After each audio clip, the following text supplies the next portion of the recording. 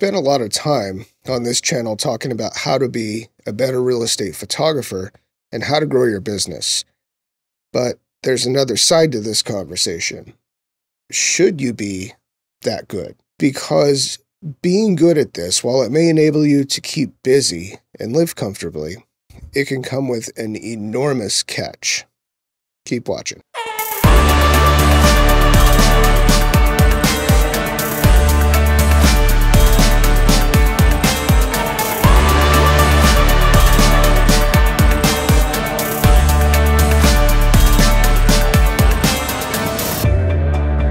This topic was inspired by a podcast I listened to recently, which was presented by two gentlemen who, in the same market as each other, decided to merge their real estate photography businesses. Both of them were one-man bands beforehand, as I'm sure most of you are, and the first couple episodes of this podcast detailed some of the things they had to address to grow their business. Now, I just did a whole series on how to make your real estate photography business explode, and indeed, those are the things that I've done which have worked for my business, which is why I've shared them with you. So now I find myself needing not to grow because I've done that, but to scale. Completely different than growing, right? Scaling a real estate photography business is about identifying what within your system is repeatable and trainable, so you can create within other people miniature yous or approximations thereof, who have been trained to do the things that have proven to be successful for your business, thereby passively to you, making it grow further. On a more immediate practical level, it's about decreasing a now, after growth, overbearing workload on yourself and passing some of that off to other people. So back to the podcast with these two guys who merged. And I was somewhat surprised and actually pretty relieved to hear how they've struggled with many of the same things I have in trying to grow and scale their business. And while many of them have pretty simple solutions like outsourcing editing and hiring an admin, two things that I've had on board for a while now, there's an 800-pound gorilla that'll stop you dead in your tracks. It is crucial to scale your real estate photography business that your clients see you as a team, not an individual. There are simple things you can do from the start that will help this, like doing business under a fictitious name. Mine is Loud&Clear, for example. I had foresight enough 4 years ago to not use my own name for just this reason.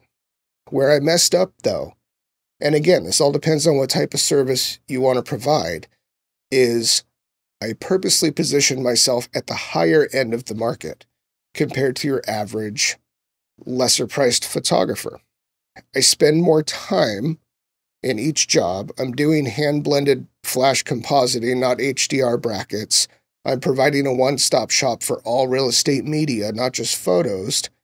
I'm a licensed real estate agent, so I have lockbox access to shoot vacant homes.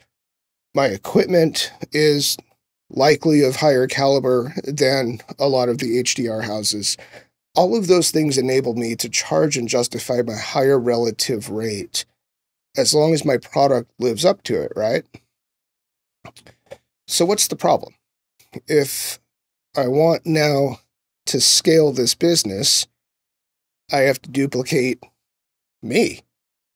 See, I've put so much of my individuality and personality in my product that I found it difficult to train someone else to be proficient at pieces of that. Because that's really all I need that person to be, is to take pieces of it off my plate.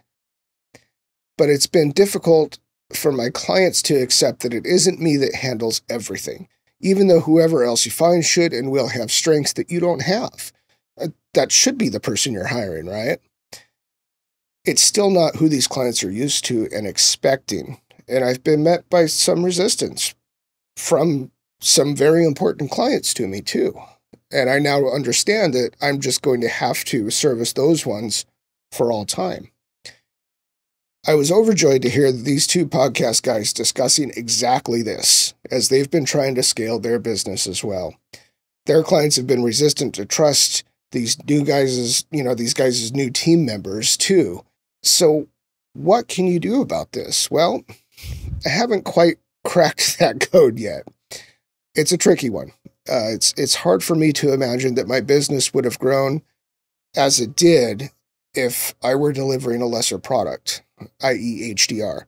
Although when it comes time to scale, training someone to shoot brackets in 4 corners and then move to the next room is a lot easier than training them to my current process.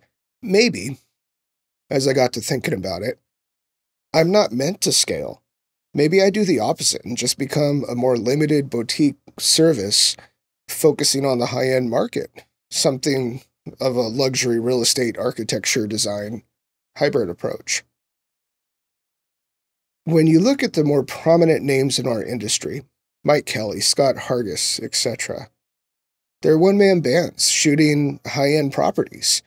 But when you look at the biggest companies in our industry, 100% of them are shooting faster, simpler photos and charging a lot less per job. It's a volume thing. A lot easier to train and a lot less personal and individual of a style. So which direction would you go in? Whether your service will lean personal or repeatable? I now believe that should be decided pretty early on. Because if my experience is any indication, it's tough to change course, even for the sake of growth, once you're established. Please like and subscribe if you got any value from this, and let me know in the comments down there if you like subjects like this, if you'd like to continue to hear about my adventures in trying to scale, and what you would do, maybe what you have done, for those of you who have done this before. And I'll see you again soon. Peace.